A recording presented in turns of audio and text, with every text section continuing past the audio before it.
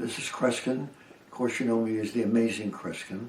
And I, like so many of you, reflected and saw and watched as long as I could without falling asleep President Biden's State of Address, which took place last night.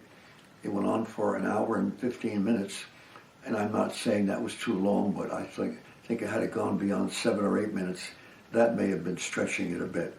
However, you know, this is a time, folks, when we should be in a position to reflect with each other about what's taking place. We're not doing that anymore. I was at a restaurant recently when I said, you know, more and more people are not conversing. And the producers of this TV series said, Kreskin, look over there. It's too bad we don't have a camera right now. It turns out there were 4 or 5 college or high school students, and they were not conversing. They were looking at a cell phone. Each of them separately at a cell phone, not asking what they did last night, what's going on right now, what crazy incident would you like to share, and so forth. You got to get your mind away from the cell phones because it's locking our thinking in, but it's also locking our ability to communicate. And don't do that to your friends. And don't do that if you have kids. Don't crucify them by making it easier for them to say nothing, because that's not what life is all about. At the same time, it's a very dramatic period right now. I watched the 3 hours, well, not 3 hours, it seemed like 3 hours, the hour and 15 minutes that President Biden had. It was an awfully long speech he gave. It was well written, and that's what was good about the speech, because he didn't make it up. He didn't ad-lib it. It was well written. He's not capable with his mentality, his limited thinking, and what have you. Although we consider, even with his limited thinking and so forth, that he still warrants being the President of the United States. So we didn't hear commentaries on some of the incidents because he was going back to the choreographed, carefully written speech. Now, each of the discussions could have taken on other topics, but is it not fascinating that the president never really brought up, except in a passing phrase, the floating ball, which you and I prayed to be that we didn't spend all that time. We're watching on TV that went on for not 1 day, 2 days, 3 days, more than 4 or 5 days.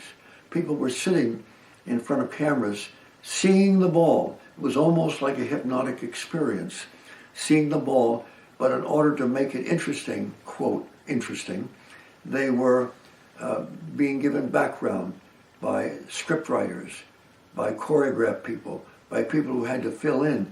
Because how do you fill in? Especially when they decided to photograph a ball, sometimes for hours on end. This is really not the way the United States is done. But interestingly enough, it went on until finally our government people shut it down and brought it down to its knees and what have you. The president was interesting in a limited way, but at the same time, we have 2 great enemies. This is why I think of this as World War III.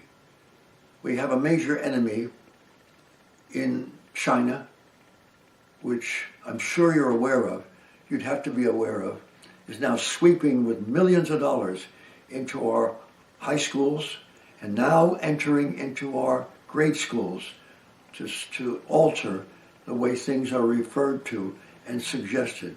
Another country giving us money, paying to do something like that. But we have another enemy. The other enemy, and it's the greatest enemy we have aside from Red China, is our president. That's right, the President of the United States, one of the worst enemies that this country ever saw existed. If you doubt me, and if you get mixed feelings, fine, you should. You can discuss with a friend why you feel that he's not a bad president. I think he stinks as a president. I think he smells from here to high heaven. But that's because of the evil he's so readily committed. He's never explained, by the way, even with the talk yesterday, never explained where the millions of dollars we now know as a fact he accumulated from Red China, how he got it, what he did to receive it. And you mean to tell me a president who is showing such controversy does not owe it to the American public to explain how he got 15 million, then 20 million, and his son even more money? His son, by the way, may have a chance of going to prison. Whatever is the case, it's certainly going to be justified, I think, because this has to be investigated from the interest of the United States and the American public and our safety. By the way, do you think that he has ever explained the worst evil that he or anyone I could imagine has committed in the history of this country? Tearing down the walls that are part of the security of the United States so that people can, not at an invitation, not as a quiet request, but can at their own whim just enter the United States, and they've done it in the form of hundreds of thousands of people. What makes it even worse is that some of these people are evil. They're carrying guns, they're also carrying drugs and making millions of dollars on drugs. Now normally, with a responsible president, and I don't consider this person even remotely responsible, but normally, if a person pulled something like that, tore down a wall and allowed people to flood it, and then found out that the money was being used not for the safety and the security of the country, but to buy favors, to sell drugs and what have you, they would, and then having children die because they went on drugs and overdosed on drugs, and each time these gates open, hundreds of kids die. You would think that the next day, whoever ordered that thing to be open like that would be closed immediately. But that's not the case. That's not the case. And the extended entrances to the United States has never been cured. And one wonders, as many stated even last night, if such a thing is even legal, to invite uninvited and let them flood the United States of America. All I can say, folks, is this is only the beginning. Only the beginning.